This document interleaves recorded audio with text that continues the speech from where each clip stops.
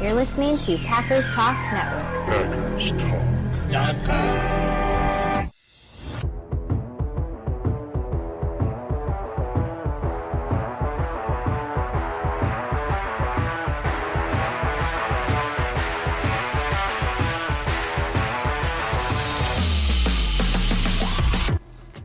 Welcome to the Packers Weekly Podcast, part of PackersTalk.com network.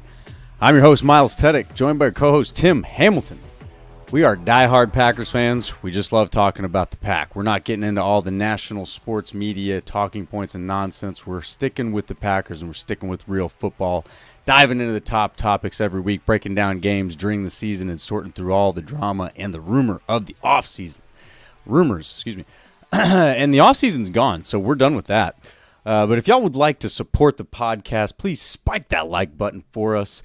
Give us a follow on all the socials and subscribe to that Packers Talk YouTube channel. Those things only take a couple seconds and make a huge difference for us. So we thank y'all very much for listening and subscribing and joining us tonight. Before we get started, we're going to have a few words about our sponsor, Wisconsin's own Ticket King. For over 30 years, Ticket King has been providing Packers tickets to Packers fans. You can find them on the web at theticketking.com or visit their locations in Green Bay and Milwaukee. For direct links to specific Packers game tickets, go to packerstalk.com/tickets or browse their website at theticketking.com. Good evening, Tim. How you doing, sir? Good evening, Miles. Doing really good. Training camp has started, so we have some real football to finally talk about. No more off-season crap. Yes. The off-season is officially in the books. Put the nail in the coffin. You know, whatever you got to do. It's behind us. It's in the rear view. No more off-season. Right. We're done with it. That's right. On to real football, even though we're just practicing right now. No pads yet even.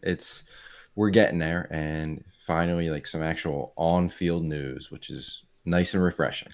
Yes, on-field and off-field. We got a little bit of both. Got one of the extensions that we were hoping for. Kenny Clark comes in, gets his third contract. Yeah. Good for him. Congratulations, sir. One of the best in the business, at his position.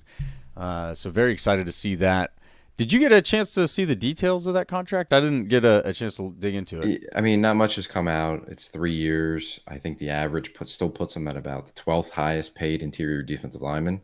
So, congratulations to him. I think it's a pretty good contract both ways for the Packers and for Kenny Clark. And, I mean, we've talked about it in the past. I think neither one of us were expecting a Kenny Clark extension this soon, or maybe at all. We were both hoping for it and thought they should have done it. But for me, at least, I mean, I was completely surprised by it. There really wasn't any news that something was happening, that it was close, nothing like that. It kind of came out of the blue. But I mean, incredibly excited. I mean, really surprised by it, but a great surprise. Awesome news. I don't know. I mean, like, we've talked about it, but I don't think you were expecting it either, right? I mean, this was something that we were hoping for. I was definitely hoping for it.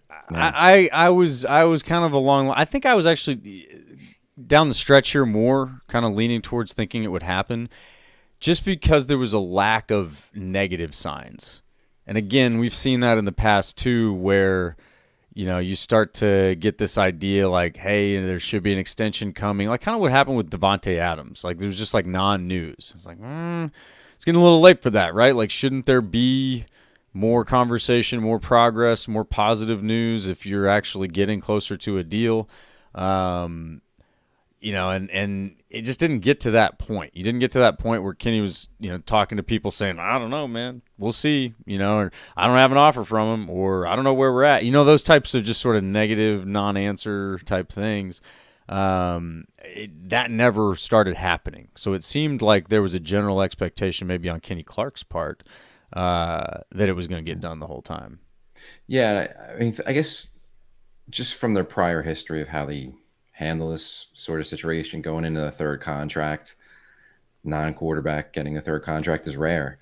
So that's why I kind of thought it might not be happening. And then the last we heard from Goody was when he was talking to the guys on Cheesehead TV, and they asked him about Kenny Clark, and he kind of was real non-committal. Like, he was out there saying, yeah, we want to get Jordan Love done. And then when it was about Kenny Clark, it was kind of not an answer. And he kind of, danced around it a little bit, but he did say, like, we can't really do anything with anybody else until we know what Jordan Love's, what his numbers are going to be, what the structure is going to be like. So it just seemed like, man, it just didn't sound encouraging for Kenny Clark. But the fact they got him done, and they got him done before Jordan Love's contract has been finalized, really surprising. I mean, just awesome news. I think he's a real good player coming off a really nice year for them. He's been solid throughout his career, consistent player for him. He's a guy that's been durable too. Just he deserves it. He deserves to get paid. Totally. And I think from the Packers' perspective, they get him a little cheaper. Like if he was out there on the open market this offseason or at the end of this upcoming season, at the end of 2024, like he would have got paid. You can just look at what some of the other defensive tackles have gotten paid the last couple of years. He would have got paid a lot more than what they ended up getting him for. So, did they get a little bit of discount? Sure, but it gives Kenny Clark security, and he gives him that third contract with the Packers. So I think they both win on this, and they reward a player who has been, the kind of guy that they want to put out there is like, this is a Packer. This is the standard that we want you at. He gets rewarded. I think that's great to show the locker room too. Absolutely. And the guys that are going to be coming up for contracts in the future. But yeah, I'm really excited. Like I said, surprised by it, but extremely excited. I think it's great and a great start to training camp. Totally agree. I was predicting that you'd get the Jordan Love announcement the day before, maybe even the day of training camp kicking off. Instead, we get the Kenny Clark contract. So, I mean, it's still kind of the same strategy, right? They probably had that, wrapped up a few days before. And, but, yeah, I'm happy to see that. Happy to see he gets the third contract. I do see here Ian Rappaport reported that the extension's worth $64 million. It's not a small chunk of change. No, not at all. Definitely good value by the Packers. For him to be paid outside the top 10 of interior defensive linemen, I think is a huge value for the Packers. No need to get into like hometown discount or why did he do this or what's he worth and all that kind of stuff.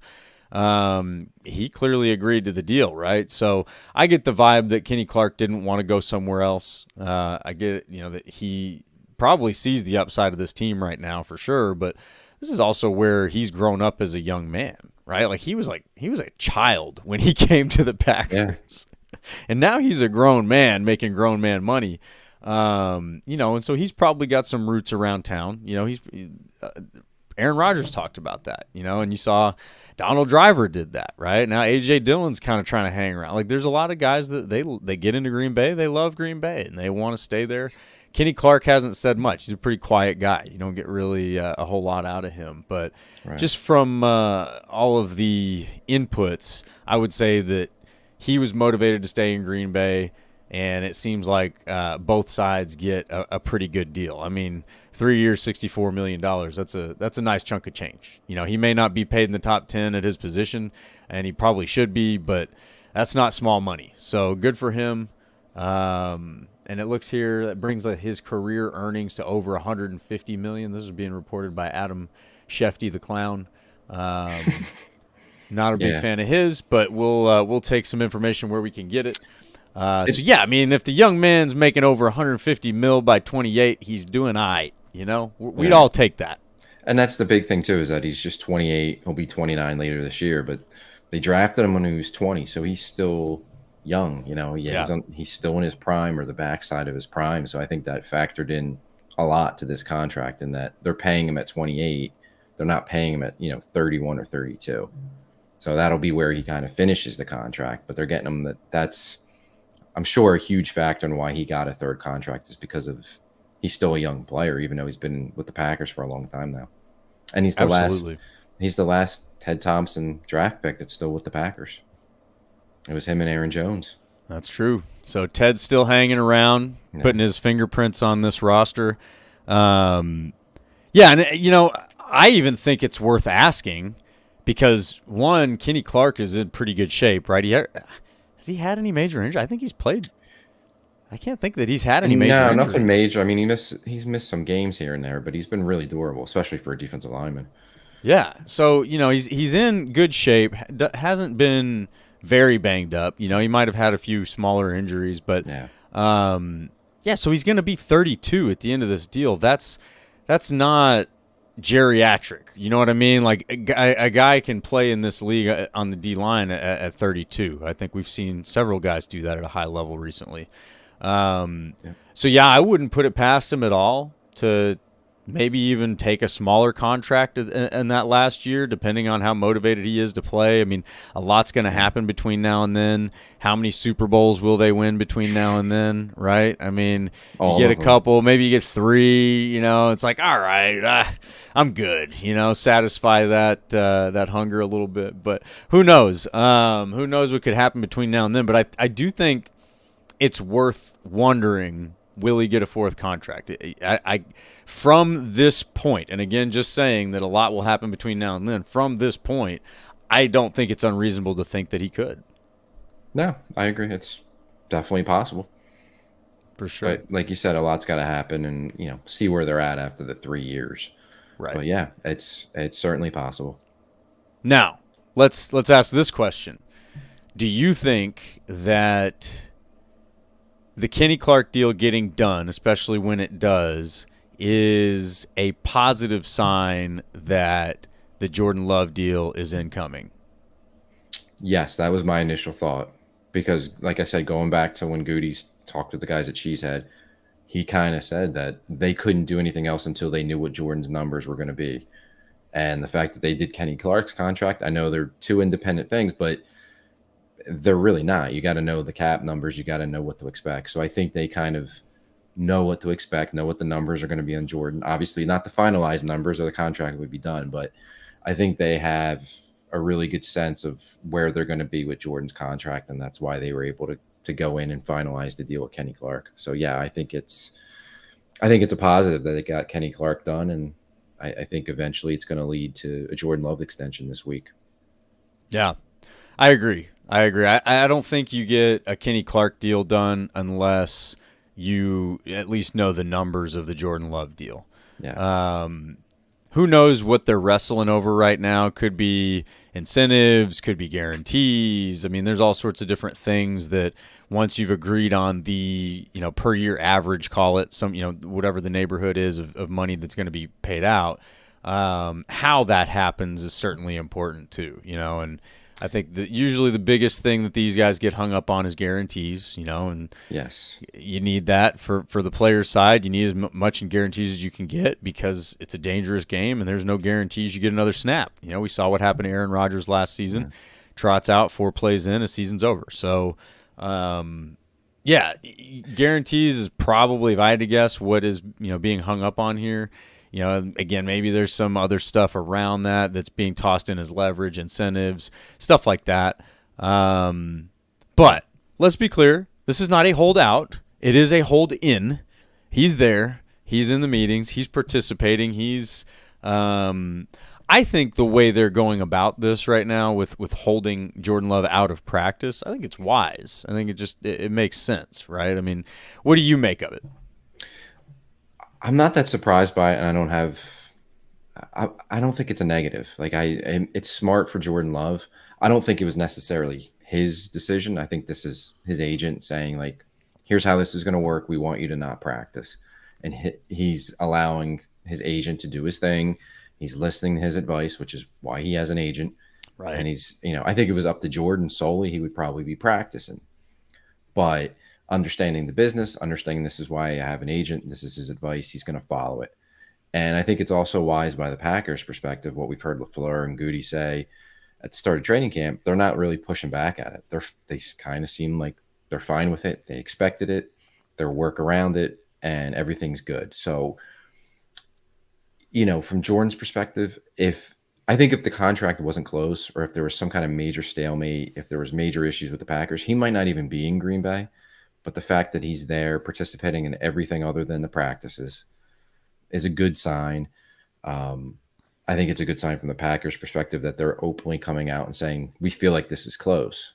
Like, that's not something that they would normally do because they're very hush-hush and conservative by nature with this kind of stuff. But the fact that Goody came out and said, I feel like it's close, makes me think that it probably is close. So, yeah, I mean, I'm not worried about him missing the first couple days of training camp. They don't have pads on right now. It's shorter practices. I would think that the Packers want him ready to go by the weekend when the pads are coming on, because then it's going to ramp up a little bit. I would think that's what their hope is. Like, let's get this done by Friday or Saturday, end of the week, so he can start taking part. But I also don't think that's a hard deadline. I think it's going to get done this week, but I'm not worried. I think both sides are handling it well and doing what they have to do from their perspective. And I don't blame Jordan Love for not practicing. I understand it. I think it's close. I think it's going to get done. I'm not worried about it, and I don't think there's any kind of issues here that are, going to blow up this whole relationship between Jordan Love and the front office. Right. Yeah, this doesn't seem like a relationship rift to me. To me, it looks like, again, it's just sort of getting business done. Let the negotiators negotiate, and then the player will go play. But it has happened, right, where guys agree, all right, I'll go out, I'll do my thing, and then they get hurt.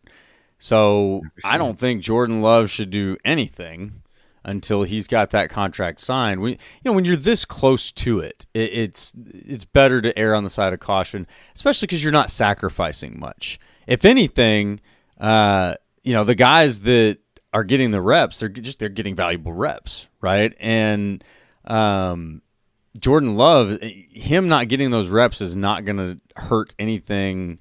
It's not going to take him back. He's been there this offseason. So for me, I look at it that way. It's like, yep, they're not going to allow it to be detrimental to the football operation. If it gets to that point, I think a deal gets done real quick. But, I don't think it needs to get to that point. You know what I mean? I kind of with you. Like, I think, yeah, get a deal done by the weekend. Get this first week out of the way. Jordan Love taking it easy. He's in the meeting rooms. Everybody says he's engaged. So as long as he's got the support of the guys around him, I'm totally fine with it. It doesn't bother me at all. Yeah, me neither. I'm fine with it. So, yeah, it's a hold in. There's nothing to be worried about here. Even when I saw the one clip of he's on the field with Goody, and Goody kind of pats him on the back. Just stuff like that. It's small stuff, could be meaningless, but it's like, if things were at all contentious, those two just don't have to be near each other. It's just stuff like, you kind of look at it that way. Sure, they can still be near each other if it is contentious, but probably not. So I would, I believe that there's really not a whole lot to be worried about at this point with the Love deal, and I'm excited to see what he gets. What do you think he gets? I've seen a pretty consistent prediction of 305 years or 300 mil over 5 years. I think he's going to get the Trevor Lawrence contract right in that neighborhood what Trevor Lawrence just got. I think that maybe more or less. Yeah, I think it's going to be. I could definitely see it being more. I could see him beating that contract, but I think he's at least at what Trevor Lawrence got. I'm guessing what the holdup is. The Packers have been a team, like, historically, they've done their contracts differently, where they don't like to guarantee future years. They kind of like set it up as a big signing bonus and then pay as you go with ways out of the contracts. Really, the only ones that they've structured where they guarantee future years was Rodgers' last contract, mostly. So that might be part of the holdup, is that they want future years guaranteed and money coming in there, whereas the Packers want to set it up as more signing bonus and that kind of thing. I think that can be worked around, and I'm sure they'll figure out, a way to work around it. That could be the holdup, but I think when it's all said and done, yeah, it's going to be likely what, I think he'll beat Jared Goff, what Jared Goff's number was, and I think he's going to be really close, right at, maybe slightly ahead of what Trevor Lawrence just got. Yeah. No, and I look at it like, I don't care. These guys know the state of this thing. The front office knows where the rest of the league is at. They can see kind of the numbers and how they all shake out.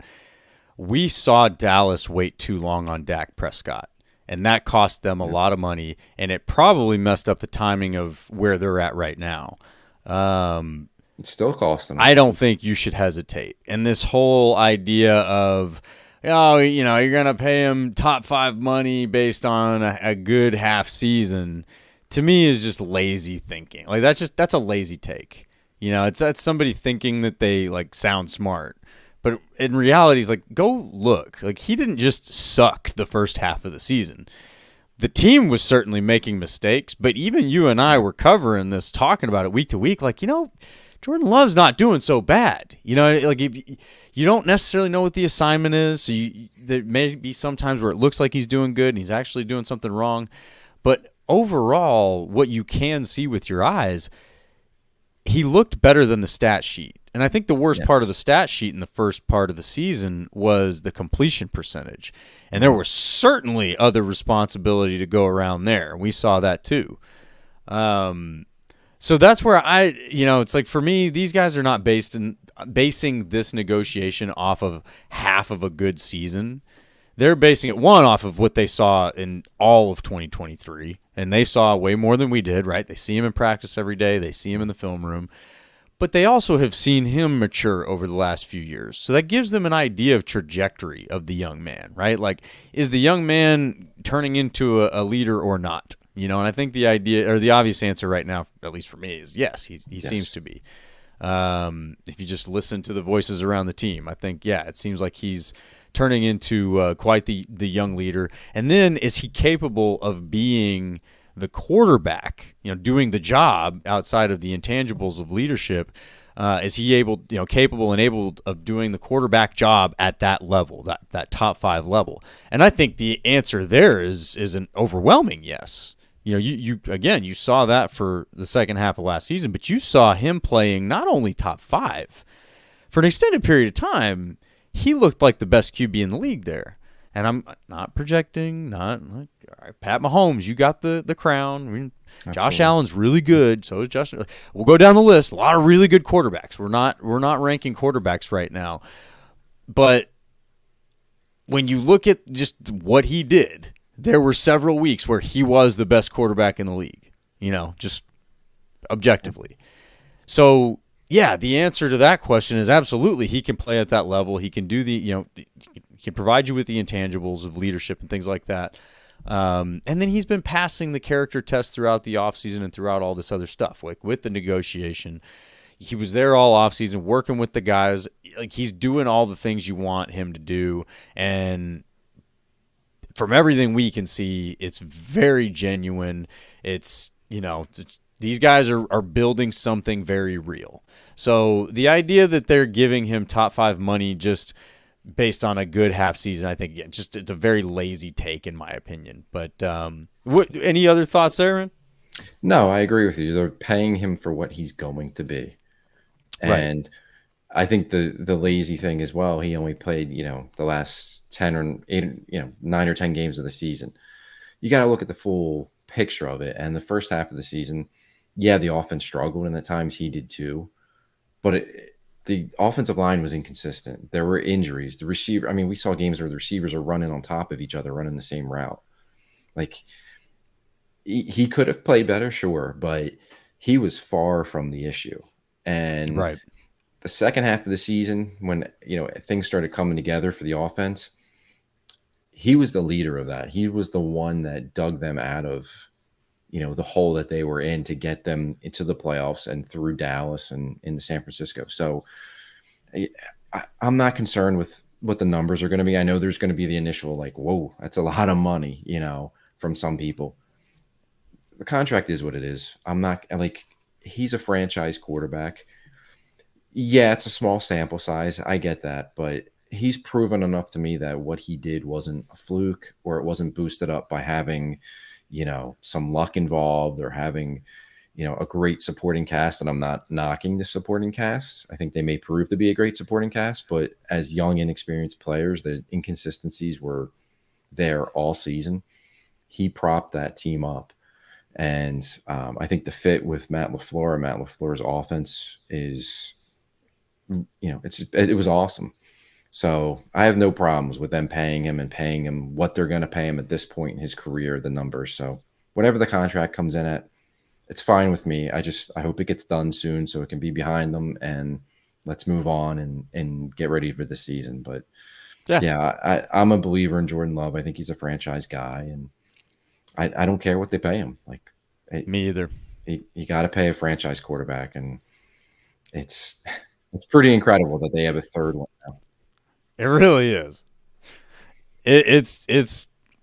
I mean, sorry for other teams. Yeah, just it's got to be frustrating to watch the Packers do this for a third time in a row. But yeah, I mean, bite it off. Get the contract out of the way.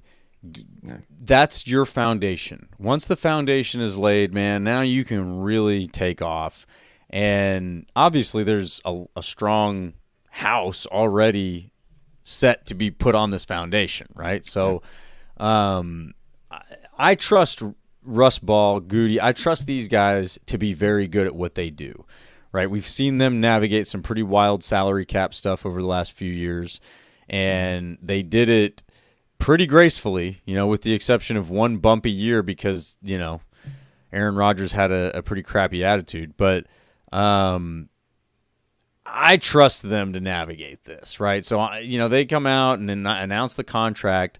I can't imagine there's a contract they're going to announce that's going to make me go, what the hell are they doing? These guys don't know how to do this. Like, I don't see that happening. You know what I mean? Like, these guys, what they're doing is hard. What they're doing is a very, very difficult mathematical balance almost every day.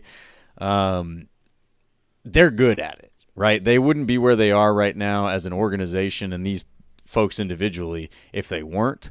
So Jordan Love is just part of that. We trust him to be a top 5 QB or play like one if he's going to get paid like one. We got to trust the front office to also, operate as a top in the league organization, right? So I trust them to do that. I trust their judgment in the situation. I trust that Jordan Love is the guy they should be investing in. I don't think there's any question. Certainly it's, fun for the rivals and all the other fans to try to poke holes in that. But I'm sorry. And I know it's been said by some of the other talking heads around the league, but I don't want anybody else based on what we've seen. And again, it's tangible and intangible, right? It's on field and off field from Jordan Love. I don't want anybody else running this team right now for the foreseeable future. I think he's the guy. They could come out and struggle in the first half of the season. I still think he's the guy. Again, he to me has kind of gotten into that position now where I put guys like Jair Alexander, where he showed you that he can play at the top in the league, and then he struggled. And then you got guys, get him out of here, trade him, he stinks. Like, no. The guy is still one of the best in the league. You've seen it. It was not a fluke. You just got to let him get back to doing what he was doing. You got to figure out the factors that took him off course and get him back on course. So at this point, I'm looking at Jordan Love, and I want that guy. I want everything about who he is, and I pay him what you have to pay him. Because we've seen how difficult it is to even find somebody that you want to invest in. We see how many teams are doing this crazy quarterback carousel every year, it seems like. And so, do you want to be the Browns? Go off, talk about bad contracts with Deshaun Watson. Like, don't do that, right? So I think that, again, you gotta trust in the front office. They've demonstrated an ability to navigate some pretty impressive salary cap situations over the last few years, and I don't think that this situation is any different, and probably not even more difficult in comparison. Yeah, and I'll just say what the numbers are. That's what you have to pay a franchise quarterback. You can't say, well, why don't they just try to get him at $40 million or $45 million? You try that, you're not going to get him signed. Like, you learn your lesson from what happened with Devontae Adams. Don't come in with that much of a low ball. Right. You have to pay him top of the market because that's what quarterbacks go for. You're not going to get him to sign for $45 million a year. Right. It's not happening. If you expect that, then you should expect them to be looking for another quarterback because he's not going to sign that, and nor should he. This is the going rate. You have to pay it. And if you think he's a franchise quarterback, forget what the numbers are, forget how much you think he should be paid, whatever. If you think he's a franchise quarterback, you have to pay him franchise money, and that's what they're going to do. And if you're scared of the numbers, just wait a few months because Dak Prescott or somebody else is going to be beating that number, and it's just they keep going up. I can remember when Rodgers signed back, and I think it was 2018, and he was top of it. It was like, wow. And within a couple months of that, he was like third in the league, and like he Right. just kept. They're going to keep beating it. That's what it is for a franchise quarterback. And if he's the guy we think he is, we may look back on it in a couple of years and be like, you know what, they got a pretty damn good deal. Like he could ask for more money. So Yeah. who knows? But I'm with you. Just pay him what you got to pay him. Structure it. Like you obviously need cap, certainty. You need to know because you're going to have other guys you want to keep, and then you want to add free agents. But so you don't want to blow up your cap completely. But you just pay him what it's going to take to sign him because he's your guy, and what it costs is what it costs. Absolutely. No, I totally agree. And we got a few comments coming in, so we'll jump in and take some of these. We got R Showers. Good to see you, R.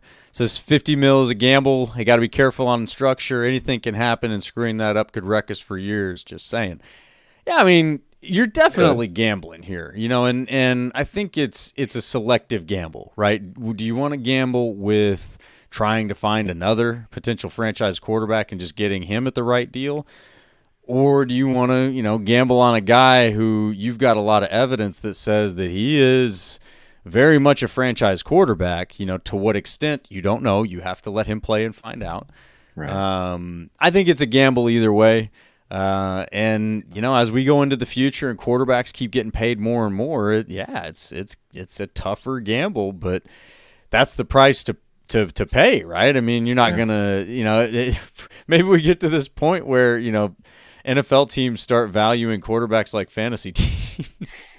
Yeah, I don't think that'll happen, but hope not. It's you. I think again where you're at. Yeah, it's a gamble either way, and you got to pick your gamble. But I think the Packers are certainly trying to pick the Jordan Love path. You're saying 50 mil a year. I think they're going to be closer to 55.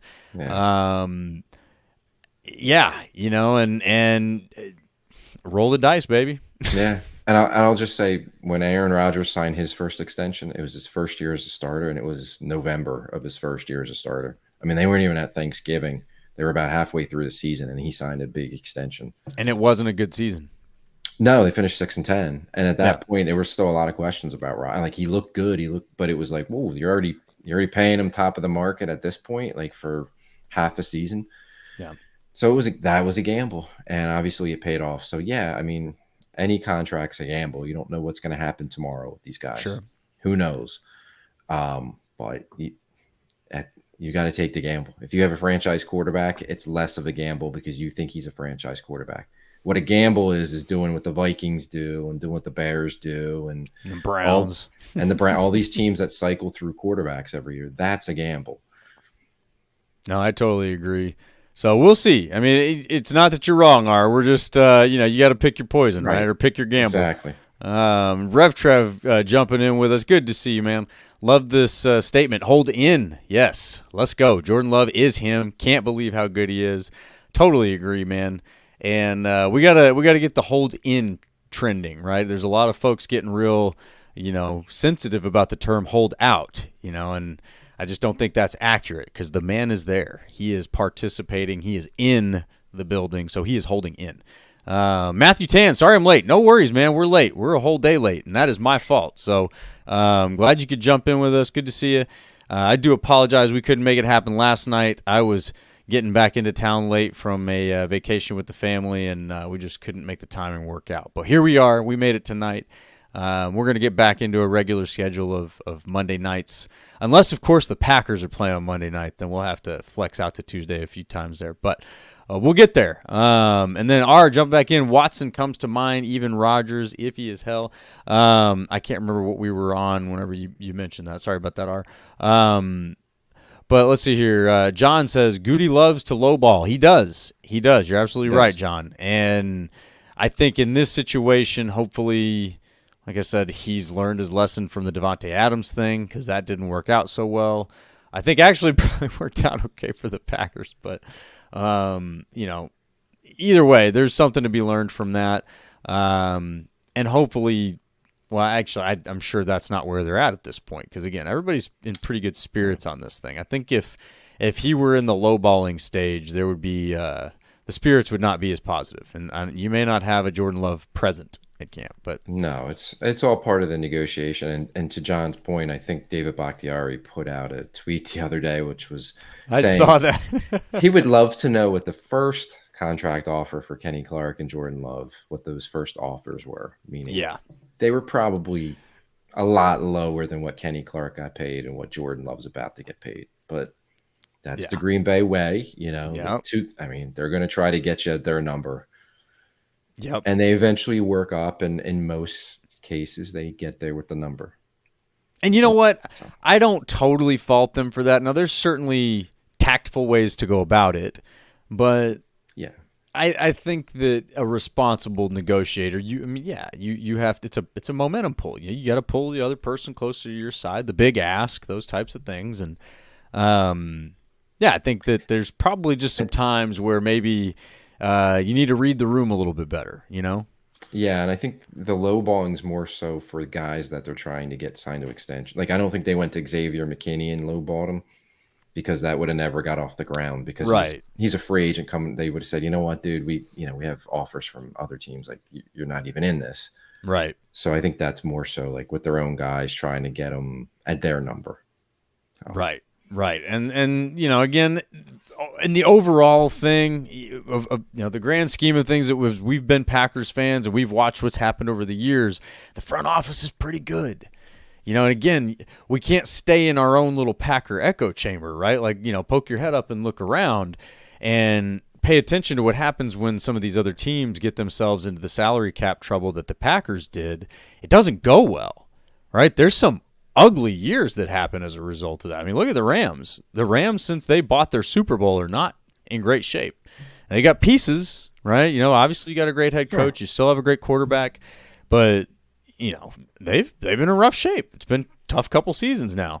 And the Packers managed to be competitive. And again, I wouldn't even blame the 2023 season issues on salary cap. I would say that was a little bit more of the quarterback's fault, and we don't have to debate that now.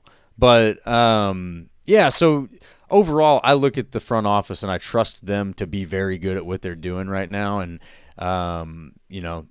again, not being a front office person, I don't know how this quarterback contract negotiation compares to the salary cap gymnastics they've been doing the last few years to, quote unquote, run it back. I kind of believe that it's got to be harder to do what they were doing when they were kicking the bucket, but who knows? Absolutely.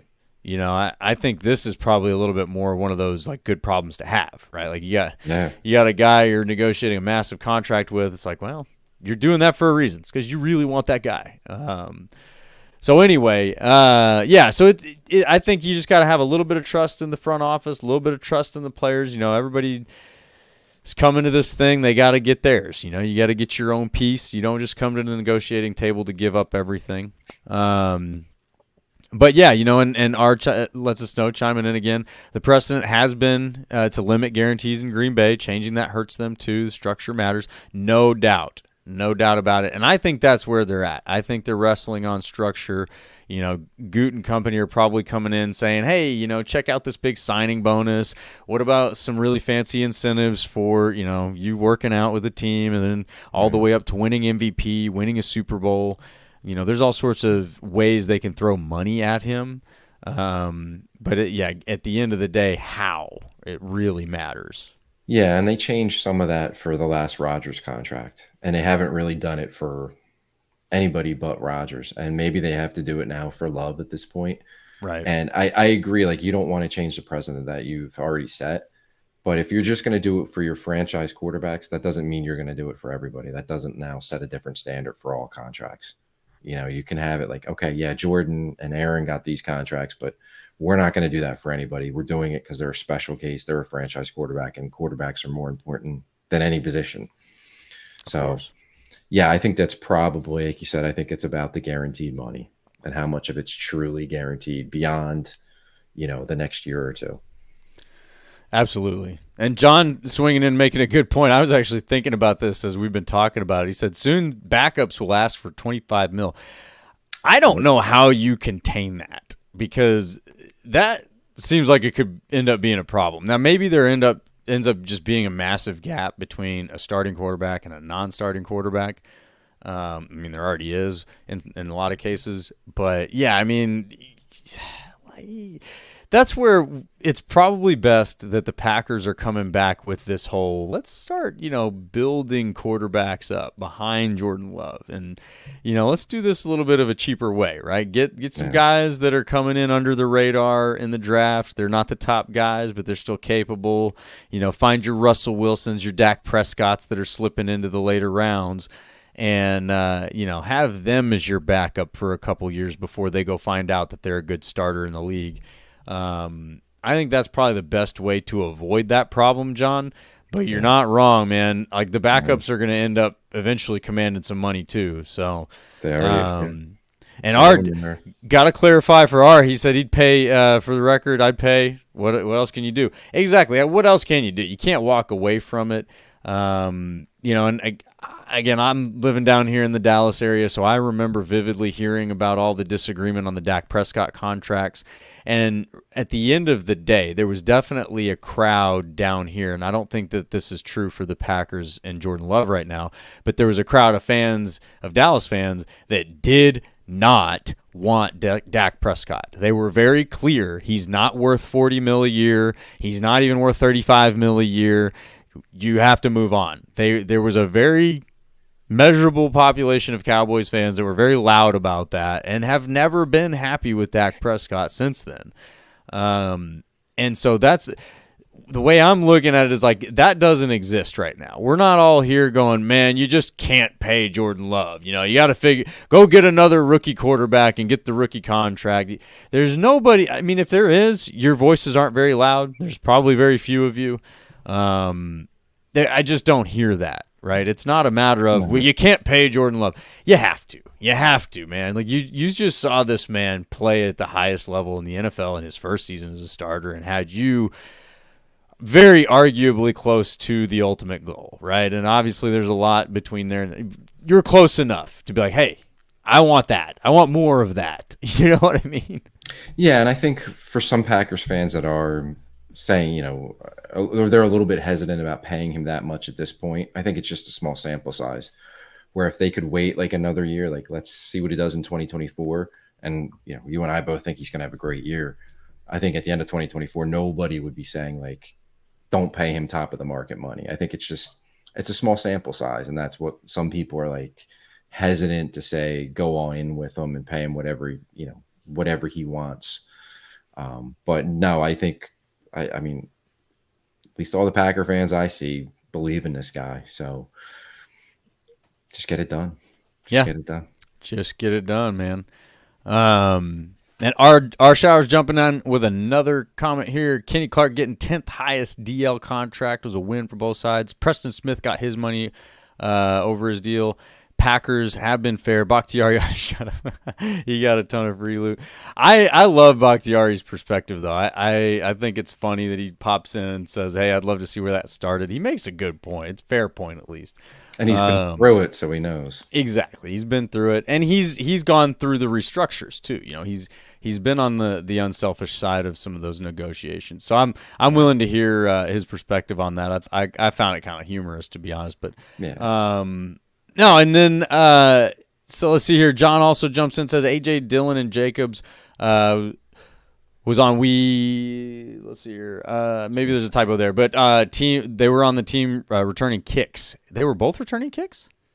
I didn't see that. I didn't see that, but that would be interesting. That's a good segue into some training camp news if you want to get absolutely. Yeah. So training camp has kicked off. Right, kicked off yesterday, so now we have 2 days of training camp. So we got some little news bites, we'll call them, that we can talk through. But the defense won the day today, I think, or have they won both days? I know I saw that they won today. They won, from all reports, they won convincingly today, and they won yesterday too. So it's, 2 days. They don't have pads on. It's tough for those offensive linemen to block without having pads. There's caveats. Yeah. But from everybody covering the team up there, defensive line dominated on Tuesday as we're speaking here for you, those of you who are going to be listening to us later on. They dominated. Rashawn Gary was unblockable. So encouraging news, real nice start for the defense. Offense is a little behind, to be expected with no Jordan Love, but exactly. Offensive line is having trouble just blocking guys and being able to run their offense, let alone, seeing what Sean Clifford and Michael Pratt do. So yeah, the defense is definitely ahead early. Some interesting nuggets are coming out there. I don't know if you want to start off with anything that you see coming out of there that's well, I will. I'll build on your Rashawn Gary comment there. I did see one clip of him, and it was a bags drill, so they're going around, kind of bending around the dummies. Mm-hmm. But man, he was 2 steps ahead of everyone else doing. I think there were 4 other guys going at the same time, and this is a short drill, right? There's not a whole lot of room to take a big lead on your peers in this drill, and he was just his explosion, his quickness is insane. I mean, I can't wait to see this guy turned loose on the league. I feel like each year he's definitely gotten better, but he still just hasn't reached that like real potential. I'm very excited to see what he does this year. Yeah, like that league-wide breakout superstar potential that he has. And it's funny because he was so good today, and then in the locker room they talked to him, and he said about the defense is just they're aggressive. They're being told not to think, just go and be aggressive and get the quarterback. Yes. And he said he really likes the 4-3, being able to put his hand in the ground and go, because prior to that, there were a lot of false steps because at times he was dropping, at times he was, waiting and reacting. Now it is put your hand in the ground and go. Go get the quarterback, go get the ball carrier. There's no hesitation about, I might be dropping back on this play, or I got to read this, or it's go get in the backfield. And through 2 days of camp, he's getting in the backfield a lot. So yeah, he might be one of those guys, and we haven't even talked about him that much this season and his fit in the new defense. But he might be one of those guys that fit perfectly, and it could, like you're talking about, could really unlock the potential and the flashes that we've seen from him. It could, now maybe he has the numbers to go along with all the pressures that he creates. Yeah. No, I absolutely see that potential coming up. And, you're right. We haven't really talked much about his fit in this thing, but we should, because we have talked about, the changing of the defensive philosophy, going from the 3-4 to the 4-3. And when the Packers did that before, one player that I remember being sort of the topic of conversation in that transition was Aaron Campman, and great hand in the ground D end. How does he handle the transition to standing up? Where does he fit in? And, ultimately that didn't go so well for him. But Rashawn Gary is the opposite, in my opinion, as far as that goes. One thing that most folks may not remember is that he went to Michigan as a defensive tackle. Yes. Like, not even a defensive end. He was an interior D lineman. So he has really made an evolution of himself getting to where he is now. And that may not seem like much going from a defensive tackle in college. And I think he did kind of start to lean out and shift towards an edge rusher towards the end of his college career. But even what he's done, the growth he's made in the NFL, it's impressive because he's insanely athletic. He's like it's not his size, which if you're going from interior D line to edge, your size would probably be your advantage. Which he's not small, obviously, but it's his athleticism, his explosiveness. His feet are insanely quick. He's able to change direction, very, very sharp, and that's something that's going to be tough for tackles, because that's something they have to live with all day. You got to deal with that all day, man. Like, you don't get a break, and that's. A few reps, what we get in camp is we see a one-on-one and then they're done. Next up, all right. And then they kind of break it down. All right, and then you get back into a one-on-one and next up, and even the 11-on-11s, it's a few reps in the grand scheme of things. A tackle that has to deal with him all day, that's going to be a problem. They're just, by the fourth quarter, they're going to be so sick of him. I can't wait for it. I'm very, very excited for that. I agree, and this might finally be like the perfect fit for him, because you talk about in college, Michigan misused him. And I think that was a lot of the perception of him coming out in a draft, where a lot of people were like, wow, they're taking Rashawn Gary. Like, he didn't have the college production. because they were playing him at defensive tackle, or when they played him at end, they weren't rushing him. He was, two gapping, or he was, like he wasn't unleashed in college. And then when he gets to Green Bay, they make him a stand-up edge rusher, which he had never done.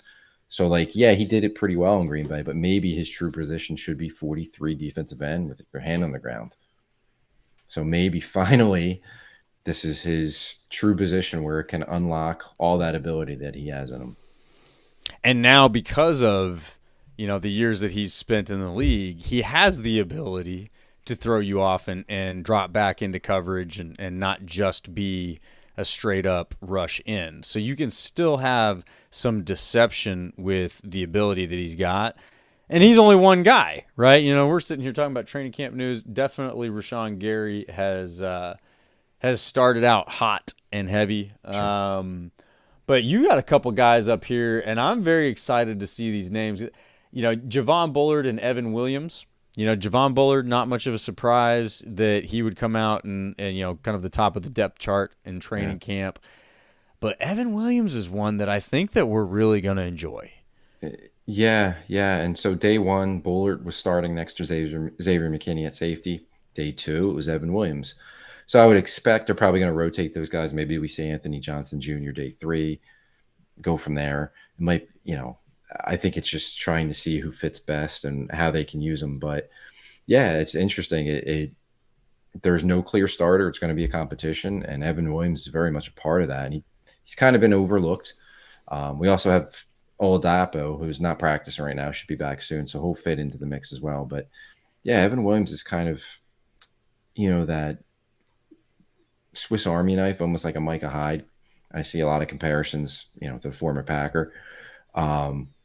Different kind of player than Bullard, but yeah, he might be a guy that's flying under the radar that we shouldn't be underestimating. He's really in that mix to start next to Xavier McKinney, or if he doesn't start, he's at least in the mix to play a role, whether that's coming on a nickel, dime packages, or certain matchups that they have week to week. But yeah, so I thought that was interesting. The two rookies being the first two up, basically taking a day as a starter next to McKinney. And I'll just point out too, going back to Rashawn Gary and the defensive lineman, because we have some comments about Lucas Van Ness, and he's another guy. Different defense. He was a hand in the ground guy at Iowa. They tried standing him up in Green Bay last year, but he did play some reps as a rookie with his hand in the ground. And those were some of his better reps, is when he had his hand in the ground. And that's what he's going to do now. And through 2 days of minicamp, he's played end, but there's also been some packages where they have him inside playing tackle as a pass rusher, which I think is really interesting. And yeah, I think this defense, I think he's probably more of a fit for a 4-3 than he was as a 3-4 edge rusher. And again, a guy that you can put on the edge at defensive end, but you can also slide him slide him inside as a pass rusher at tackle.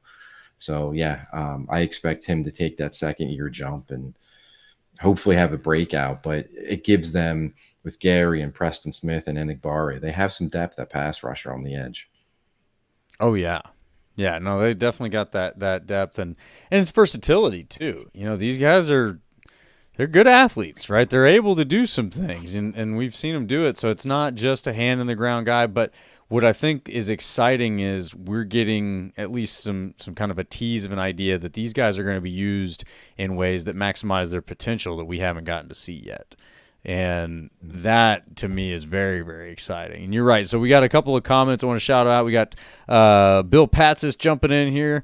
Good to see you, Bill. Thanks for joining us. Hope LVN has a big impact. I think he will. Just, getting that second season, jumping in, getting a full off season of development. The fit seems to be very good. Our points that our showers, LVN may benefit most from this 4-3. He's like a prototype for that, no doubt. So yeah, I totally agree. LVN's one that's going to be fun to watch. I haven't heard much from the first 2 days about anything he's doing.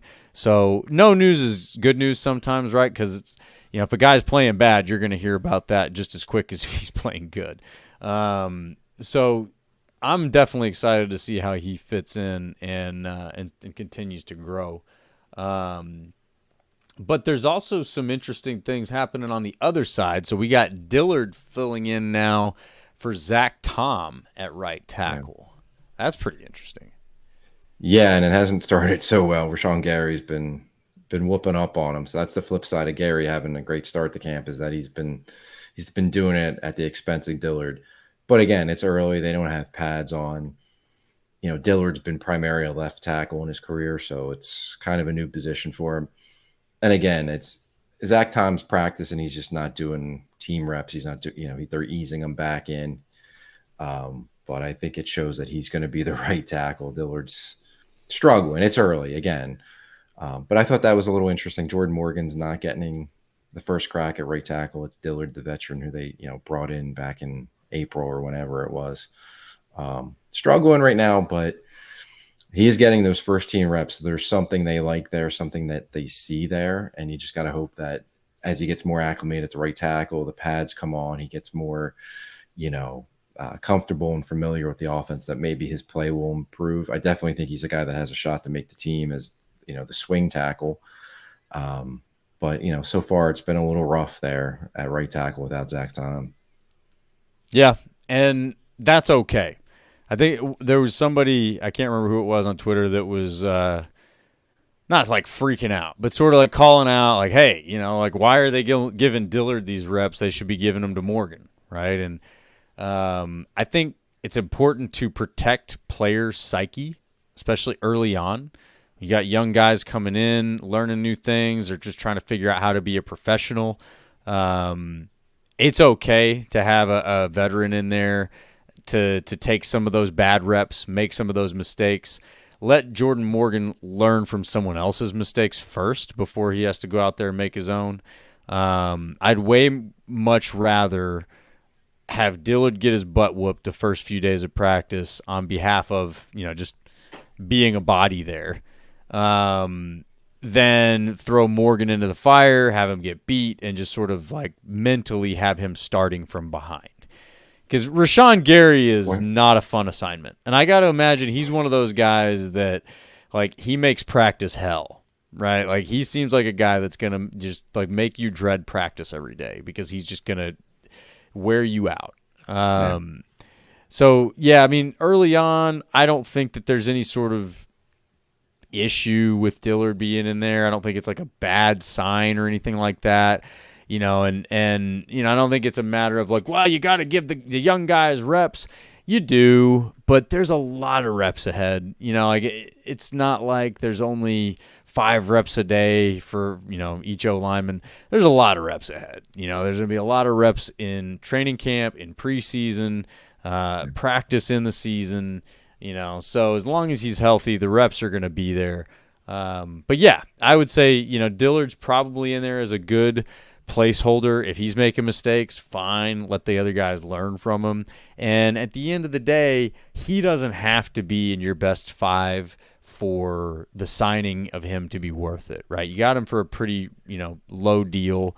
Right. If he's in there just kind of teaching some of these guys how to be decent professionals, because we don't know the guy. Maybe he's a pretty decent guy, good professional, just has a hard time translating the skills to the field. Who knows? Then he's worth the money, But interesting to see the shuffle begin. Yeah, and I think there's going to be a lot of shuffling. I mean, that's what they did in the offseason. So far, Jordan Morgan's been playing a lot of right guard. So we'll see if they keep him there. We'll see if they kick him back to tackle. And we also saw day one Elton Jenkins playing some center.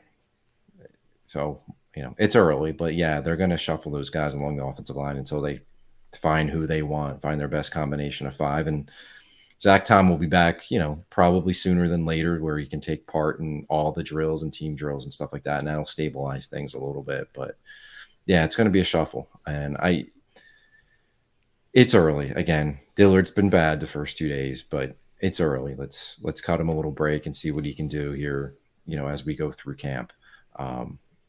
Don't expect, I don't want him starting games for the Packers, but I think we got to give him a little bit of a break here. It's early in camp, and let's see if he can rebound from the first 2 days. Totally agree. I totally agree.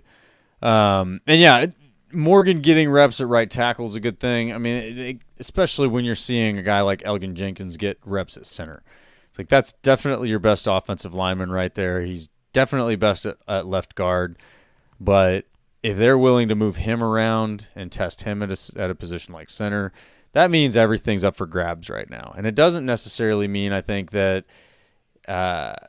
things are certainly up for grabs. Like, just because Jenkins is getting center reps, that means Meyer's done. I think it just shows that the coaches are very serious about figuring out who the best 5 are and where they are. And, we've already drawn a few examples of how that can shuffle around, with Tom potentially being a great center, also played some pretty great right tackle snaps. There's definitely money involved there, right? Because a top right tackle making a lot more money than a top center. So, there's a lot at play and a lot to consider. And the funny thing is, the players aren't stupid either. They know. Jenkins is looking at this going, do I want to be a center? I don't know if I want to get paid like a center. Especially when he could play left tackle. But, yeah, so I think that there's a lot of variables that are going to determine the best 5. So you need to get as much data as you can to ensure that you're making the right decision there. And then another one, and Bite Me jumping in here with us. Good to see you, Bite Me. This is actually a point that I had as well. A.J. Dillon looks as good and as explosive as ever. 4.25 40, 40-inch vert at 247. He has cut down to 230, and he looks like a different player. Is it really 230? That's impressive. He's down to 230. That's pretty dang impressive. But he does. He looks explosive. Heard plenty of reports of A.J. Dillon looking pretty good. It's going to be interesting to see how that goes. If you've got A.J. Dillon at 230 and he's, still running, if it hasn't lost any speed, like what Bite Me just pointed out there. I mean, he was fast at almost 250. You bring that down 20 pounds, he gets faster. At least my guess. So, yeah, A.J. Dillon looking explosive. Very excited to see that. That could, lead to all sorts of different things. I still think that he is poised to step into that DeGuara role, that F-type role. We'll see. We'll see. A couple days in. Thoughts on that one, Tim? No, I mean, I didn't see the 230 report, but if that's true, great. I did see some pictures of him, and the dude looks like he's in incredible shape. And I did see the reports that he looks more explosive. So that would be awesome news. I mean, to get an improved A.J. Dillon with Josh Jacobs and Marshawn Lynch, that, great news. And would be a hell of a, 1-2 punch with Jacobs. So far, so good. And he, like I said, I saw some pictures of him. The dude just did some work in the offseason. He looks great. He does. He looks very good. He got some new teeth too, man. This guy's looking fresh top to bottom.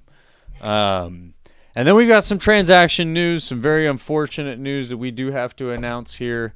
One of our guys that we were personally rooting for as the Packers Weekly podcast fans, Peter Bowden has been released.